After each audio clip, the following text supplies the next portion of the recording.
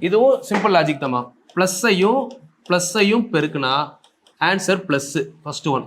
சரிங்களா? ஒரு ப்ளஸ்ஸையும் ஒரு மைனஸையும் பெருக்குனீங்கன்னா ஆன்சர் மைனஸு. ஒரு மைனஸையும் ஒரு ப்ளஸ்ஸையும் பெருக்குனா ஆன்சர் மைனஸு. மைனஸையும் பெருக்குனா ஆன்சர் ப்ளஸ்ஸு. ஜென்ரலாக எப்படி தெரிஞ்சுக்கலாம்? ஒரே குறியை பெருக்குனா ப்ளஸ்ஸு, வேற வேற குறியை பெருக்குனா மைனஸ், அவ்வளோதான். இப்போ இதில் இதெல்லாம் ஒரே குறி பாருங்க. சிம்பிளாக சொல்லணும்னா ப்ளஸ் ஒரே குறி. ஆன்சர் என்ன வந்திருக்கு? ப்ளஸ் வந்திருக்கா? மைனஸ் ஒரே குறி பெருக்குனா என்ன வந்திருக்கு? ப்ளஸ் வந்திருக்கா? ஒரே குறியை பெருக்குனா ப்ளஸ்ஸு, வேற வேற குறியை பெருக்குனீங்கன்னா மைனஸு. சரிங்களா? இப்போ இந்த நம்பரில் கூட பார்க்கலாம். இப்போ நம்ம நம்பரில் பார்ப்போம். இப்போ பாருங்க, 8 7 எடுத்துக்கலாமா? 8 × 7 நல்லா புரிஞ்சுக்கணும். இதை வந்து நம்பர் ஆன்சர் மாறாது.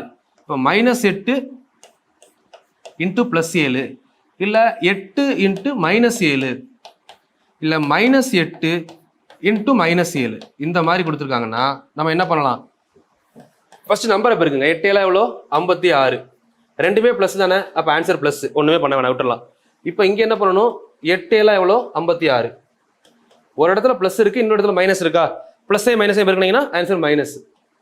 இப்போ 8 7 எவ்வளோ ஆச்சு? 56. ஒரு இடத்துல ப்ளஸ், ஒரு இடத்துல மைனஸ் இருக்கும். ஸோ அப்போ ஆன்சர் மைனஸ். பார்த்தீங்களா? இங்கே மைனஸ் இருக்கு, இங்கே ப்ளஸ் இருக்குல்ல.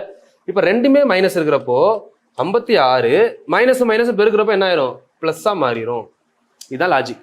அப்போ நமக்கு இங்கே சொன்ன விஷயம் புரியுதா? நம்பரை பெருக்கிறோம், ஒரே குறியா இருந்தால் ப்ளஸ்ஸு, வேற வேற குறியா இருந்தால் மைனஸு. சரிங்களா? இவ்வளோதான் விஷயமா.